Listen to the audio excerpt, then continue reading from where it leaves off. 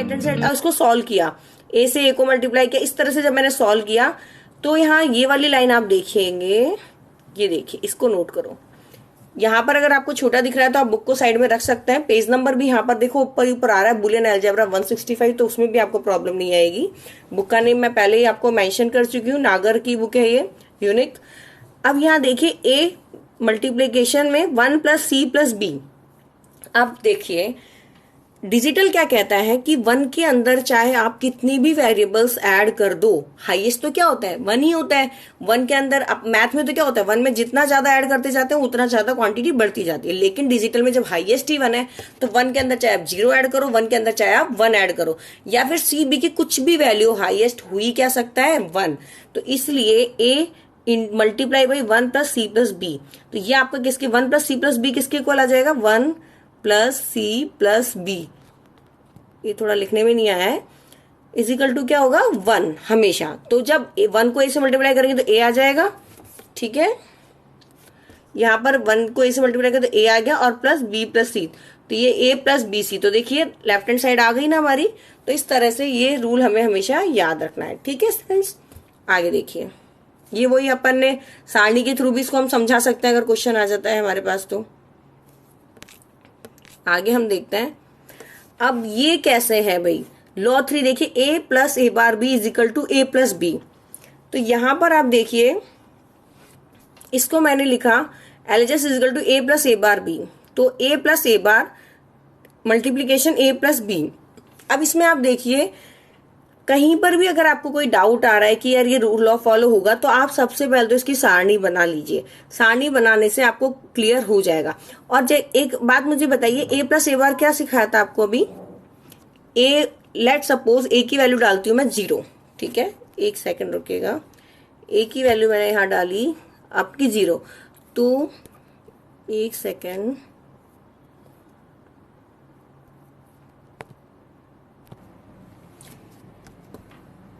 a + a bar b = a + b, ठीक है। यहाँ पर हम थे, देखिए a + a बार किया आपने, a + a बार, a की वैल्यू 0 रखेंगे तो 0 + 1, या फिर a की वैल्यू 1 रखते हैं तो 1 + 0 हमेशा क्या देता है 1 देता है। और इसको a + b से मल्टीप्लाई करेंगे, 1 को किसी से भी मल्टीप्लाई करें तो रिजल्ट क्या आता है a + b, ठीक है।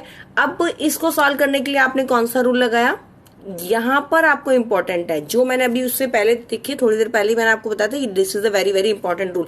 ये डिस्ट्रीब्यूटिव लॉ है, a + a बार और a + b। इस तरह से a + a बार b को हम ऐसे लिख सकते हैं। देखिए यहाँ पर मैंने आपको समझाया था, एक बार और वहां ले चलते हैं आपको। a + bc = क्या होता था a + b × a + c। वैसे ही इसमें भी यही किया गया है, a + a बार b है तो इसको क्या लिखा a + a bar × a + b, distribute कर दिया ये दोनों में, ठीक है। अब समझ में आ गया आपको। आगे देखिए एब्जॉर्प्शन लॉ क्या होता है, a + a.b = a। It means अगर आपको कहीं पर स्टेटमेंट दे रखा है a + ab, तो आप उसको सिर्फ a कंसीडर कीजिए। कैसे करेंगे देखिए, अब क्या होता है जब दो में एक चीज कॉमन होती है तो हम उसको कॉमन ले लेते हैं। a 1 + b, 1 + b 1, वही मैं आपको बार बार नोटिस करा रही हूँ। 1 में कुछ भी ऐड करो तो क्या आएगा 1 ही आएगा, उससे ज्यादा नहीं हो सकता है। तो a × 1 क्या होगा a हो गया। तो बस a + a b हमेशा क्या होता है, इट मीन्स इसको 2 टर्म्स नहीं मानिएगा, इसको एक ही टर्म्स मानना और a + b = a लिखिएगा, ठीक है। इस तरह से a को मल्टीप्लाई कीजिए a + ab से, तो क्या होगा a.a = तो a हो जाएगा, फिर वही चीज बन के आ जाएगी और हमारा a आ जाएगा। अब देखिए आप consensus theorem include factor theorem, ये जितनी भी थ्योरम्स आपको दी गई हैं इसमें आपको क्या करना है, इनको आपको बैठ के अभी अपने जो नोट्स हैं इनमें आपको रीड करना है, इसमें देखना है कैसे कैसे ये हो रहा है। तो ये जो थ्योरम्स है ये किसका रिजल्टेंट है, जो अभी अपन ने ऊपर जो छोटी छोटी थ्योरम्स पढ़ी हैं उन सब के थ्रू ही हम इन सबको निकाल सकते हैं। तो इन्हें हमें ना तो याद करने की रिक्वायरमेंट है ना ही कुछ। अगर आपको छोटे छोटे लॉज आते हैं तो इजिली आप इनको सॉल्व कर सकते हैं। ट्रांसपोजिशन थ्योरम भी इजिली आप सॉल्व कर सकते हैं, आप इसे रीड कर लीजिएगा। अपनी एक मेन इंपॉर्टेंट थ्योरम अब आती है De Morgan theorem. Okay student, this is a very important theorem जो जनरली अपने एग्जाम्स में भी पूछी जाती है, ठीक है। इसको हम डीपली स्टडी करेंगे। इसमें आपको देखना है a + b का होल बार क्या होता है ab, ठीक है। a + b का दोबारा से मैं बताना चाहूंगी, ए प्लस बी की whole bar is equals to a का बार डॉट बी का बार। मतलब अगर मैं ए प्लस बी का सम कर रही हूं और उसके ऊपर टोटल होल बार लगा रही हूँ, होल बार मतलब पूरे पे बार लगा रही हूँ, तो जब मैं वो किसके बराबर होगा, अगर मैं उन दोनों को मल्टीप्लाई करती हूँ तो उन दोनों पे अलग अलग बार लगानी होगी, ध्यान रखिएगा। इसी तरह से इसी चीज को आप थ्योरम 2 में भी देखिए। थ्योरम 2 क्या कहती है, अगर मैं ए और बी को मल्टीप्लाई कर रही हूँ पूरे पे बार लगा रही हूँ, तो जब मुझे इनको सम की फॉर्म में लिखना है तो दोनों पे ऊपर अलग अलग बार लगानी पड़ेगी, मतलब दोनों का कॉम्प्लीमेंट अलग अलग लेना पड़ेगा। तो ये बस आपको इतना ध्यान रखना है, ए प्लस बी की होल बार है तो जब मल्टीप्लाई में लिखूंगी तो दोनों पे बार अलग अलग लगा देंगे। इसी तरह से ए बी मल्टीप्लीकेशन में पूरे पे बार लग रही है, तो जब भी हम इसको सम की फॉर्म में लिखेंगे तो दोनों पे अलग अलग बार लगाएंगे। तो ये तो हमारा हुआ याद करने का तरीका। अब इसको हमें देखना है कि ये क्या प्रूव है, सही है, तो वही हम दोबारा से वही सब करेंगे। वही हमारे ए प्लस बी के इस तरह से हम वो बनाएंगे और इसको समय सारणी, ये सारणी बनाएंगे। एक सारणी के हिसाब से ए प्लस बी चेक करेंगे और ए प्लस बी का होल बार चेक करेंगे और ए बार बी बार रख के ए बार डॉट बी बार की वैल्यू देखेंगे। तो हम देखेंगे, यहाँ देखिए ए बी लिया, ए प्लस बी किया और ए प्लस बी का होल बार की वैल्यूज ली। और इसी तरह से थोड़ा सा आगे बढ़ते हैं हम। यहाँ आप देखिए, इसमें देखिएगा, अब आप इस सारणी में देखिए, यहाँ ए बार बनाया, बी बार बनाया और मैंने क्या किया, ए बार डॉट बी बार लिया। ठीक है, यहाँ मैंने क्या किया, ए बार डॉट बी बार लिया।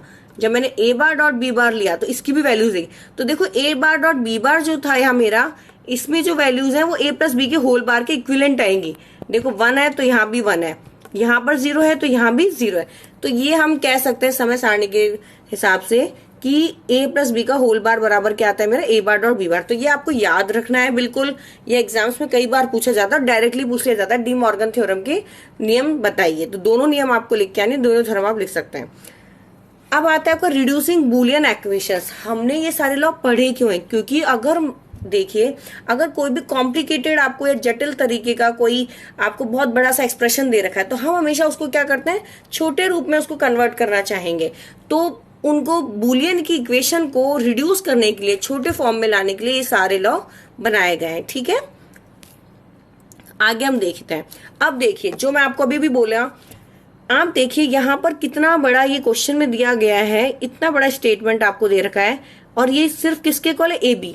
तो इसको इसके इक्विवेलेंट बनाने के लिए, इस एग्जाम्पल को सॉल्व करने के लिए हमें क्या करना होगा, डी मॉर्गन थ्योरम, सारी थ्योरम्स को यूज करके इसको हम कहाँ पर लेके जाएंगे, ए बी के इक्विवेलेंट।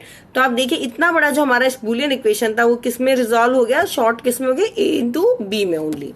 ठीक है, तो इस तरह से आप ये जितने भी एग्जाम्पल्स हैं इनको घर पे सॉल्व कीजिएगा। अगर कोई डाउट आए तो आप मुझे कमेंट बॉक्स में मैसेज कर सकते हैं किस तरह से हुआ है, आपका डाउट भी सॉल्व कर दिया जाएगा। ठीक है, अब इन एग्जाम्पल्स को आगे बढ़ते हैं। इन एग्जाम्पल्स के बाद आपकी आती है बुलियन फंक्शन की कैनोनिकल या स्टैंडर्ड फॉर्म, कैनोनिकल और standard form of Boolean function.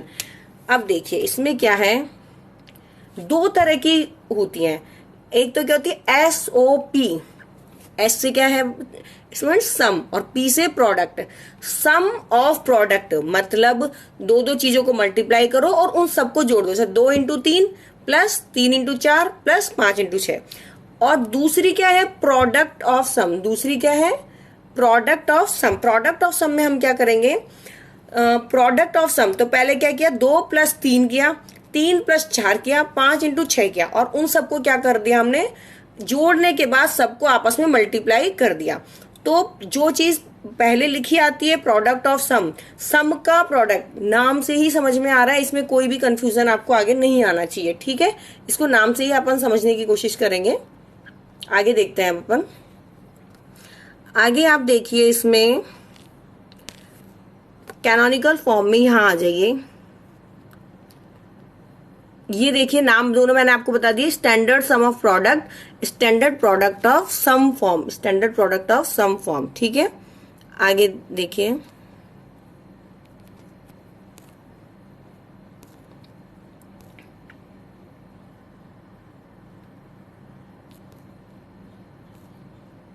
ये standard product of sum form मेरी आ गई है। ये A plus B plus C max term designation, और ये अब आपको इसमें ये सीखना है कि मैक्स टर्म क्या होता है, मिन टर्म। मिन टर्म यानी जब मिन टर्म को हम कैसे रिप्रेजेंट करते हैं, मिन टर्म को हम रिप्रेजेंट करेंगे छोटे एम से, स्मॉल एम से रिप्रेजेंट करेंगे, और मैक्स टर्म को हम कैपिटल एम से रिप्रेजेंट करेंगे, like M0, M1, M2, M3। ठीक है, अब यहां पर आप देखिए